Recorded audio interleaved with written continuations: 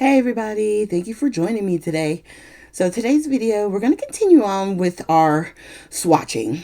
I've put it under Technique Tuesday, but I've labeled it the ink swatching part 2 only because I'm putting it on Tuesday and we're doing the ink swatching. I know it's complicated.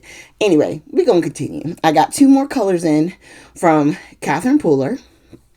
So I had already pre-cut out a few of these sheets, right? And the ones that I was missing, I kept those. So when I got them in, all I would have to do is re-ink them. Now there's one that I think it got cut off. So what I did was I grabbed a regular piece of paper, cut it out 2 by 2. It's the same thickness as the paper that I cut the other ones on. The only difference is it's not going to have the name of the actual how do I explain the actual ink color on it, but I'm going to take it from the other paper when I go to label. So see, this is like just regular printer paper, and I'm checking off the one that I got, and then you see here I'm going to cut this out actually because I just want the name. So that way I'm going to trim it as close as I can. And I can relabel it with my label maker, but at the time being, I really didn't have it near me, and I just wanted to make sure I had this label for when I put it in the book. So there we go. That'll work for now.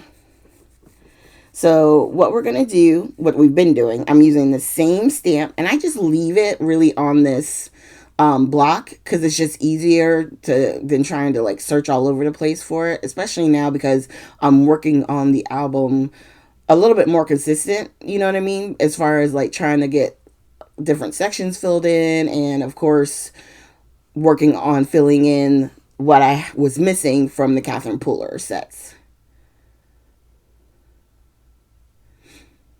And I don't know, at some point I may call the CP inks like done. I don't know. I really love her inks, but I'm running out of room for her inks. So I'm like, And then now we got 49 in Market starting, and even though I don't like necessarily the ink pads of the 49 in Markets, I love the fact that their colors are made to go with their collections, which makes me very happy. So I know I'm going to want to grab those. You know what I'm saying? Yeah. So real quick, clean off the stamp. So that way when we go to use it again, it's nice and clean. Now this stamp was clear, but I wind up using one of the, it's not a hybrid ink. It's the, I can't even think of what it's called now, but it's one of Catherine Pooler's inks. It's the black archival, the black archival ink. When I stamped it, it stained the stamp. But as long as you clean it, it's still good to use. All right, so now what I'm going to do is I'm just going to take a couple of pages from in here for right now. I'm trying to decide if I should leave these or just take them. I'm going to take them out. So what I'm going to do is I'm going to show you what I did. Well, I went to 49 in Market as with the Ranger. I went to their supplies and printed out their ink swatches. But I also wanted to show you, I got a few foil dies and a little bit of the heat foil because I have a heat foiling machine and I've never used it. So that's going to be like future endeavors, okay? But for right now, we're going back to the ink swatching. Okay, so here we go. We have all the ink pads, and then these squares, I was thinking they were still going to be pretty close to the same size, like the 2 by 2, but I quickly, when I start putting them into the actual coin holders, they're smaller. Now, it doesn't look bad, but I do wish I had put it on maybe a more 2 by 2 size because I like having it filled. You know what I mean? You'll see. But right now, I'm just testing because I hadn't used these stamps. So I wanted to ink it up and try it down at the bottom with some of these before I just inked straight to the actual square. And then, and I almost put it to the wrong spot. Lord, it's called Read Tea. Okay, moving on. Now, in here, I do add a little bit of water to my stamp cleaner because it was at the bottom and it wasn't coming up through the sprayer anymore easily. So I just added some water and it's watered down a little bit, but it's still got some of that cleaner in it. So it's doing the job. You know what I'm saying? So, all right. Next, we're going to do the purple, I believe.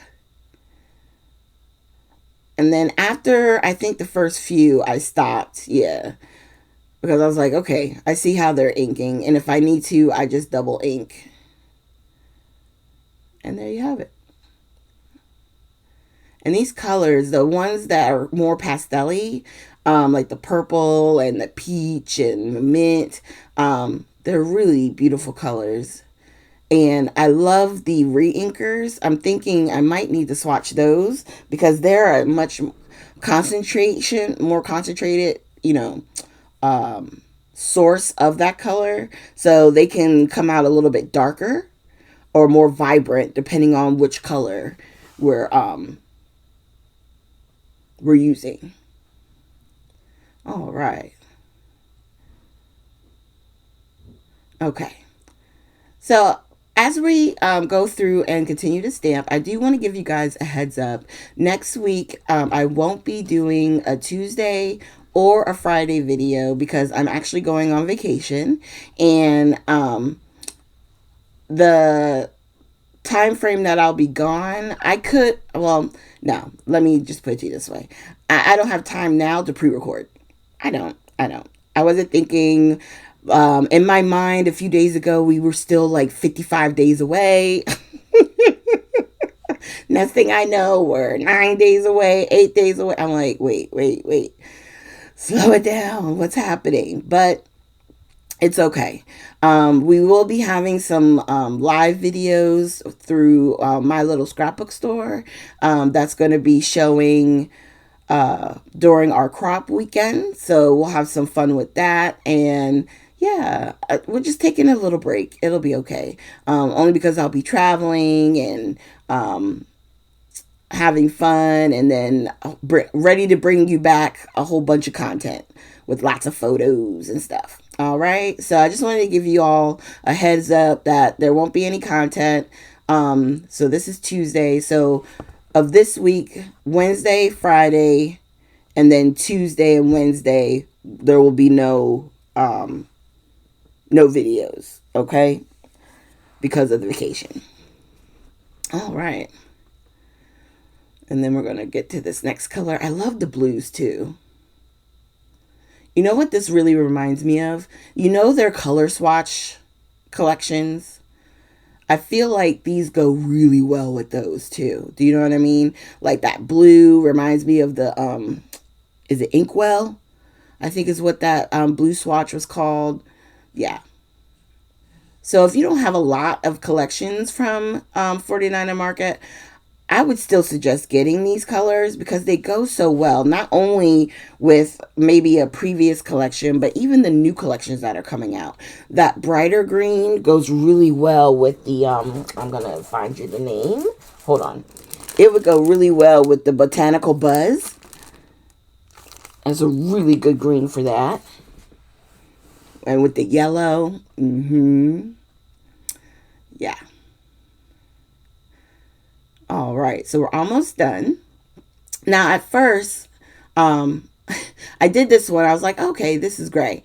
And then I do the next one thinking like it's going to be more on the blacker side. But no, it's more on the gray black. You know what I mean? Like it's not a full deep black. Yeah. And at first I was like, is it me? Am I like, maybe I still have color on it? And then I was like, nah, this is more of a gray. Just a dark gray. Yeah. but it's still a pretty color. All right. And so now that we have them all inked up, now we're going to do, obviously, we're going to start cutting them out. Now, the good thing is right now there's not that many colors out. So if I decided to change it up, make it into a bigger square, I could potentially re-stamp all these. But I really wanted to get these ink swatched because, I mean, I've never used them before, right? And so as I'm at this moment doing the actual stamping, I didn't have Botanical Buzz yet. It was shipping to me. I was just waiting for it from Miss Michelle. So now that I have it here in my possession, I'm so glad I did, because I think it's going to be one of the collections that I'm taking with me for my trip to crop with. And I know I'm bringing definitely the green and the yellow, which I think is like daffodil or something like that. I'm bringing all of the colors because I just want to play. So if I want to do some inking, or just get a little creative, mixed media, I'm just bringing the 49 and Market colors. I'm bringing the re-inkers, and then I think that's it. I'm not going to make it complicated because I already know the Botanical Buzz is the main one I want to bring with and play with. And then I'm probably bringing Vicky Bouton's. I haven't used a stitch of Fernwood, so I think I'm going to bring the whole collection of Fernwood and just, either I have something to do with those or I don't. You know what I mean? Like, if not, I'll go shopping and find something else. Find something else to, purchase to crop with. That's one of the good things about going to a place where the store is going to be there, because you can always shop if you're not feeling it. You know what I mean? So that way you don't feel necessary to bring your entire craft room with you when you go to a crop. I have done that before. In the very beginning, because I didn't know. I just didn't know. And I was like, well, what if I get bored?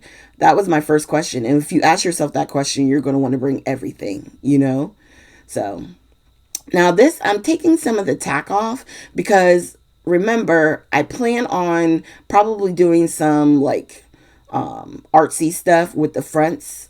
So I'm thinking with one of the pattern paper dividers, I'm going to put that on the very first page in front of Catherine Pooler inks, like this, and then make a pretty, cover on there. And then in the back, I'm going to put this sheet, which is like a, basically it's a ledger.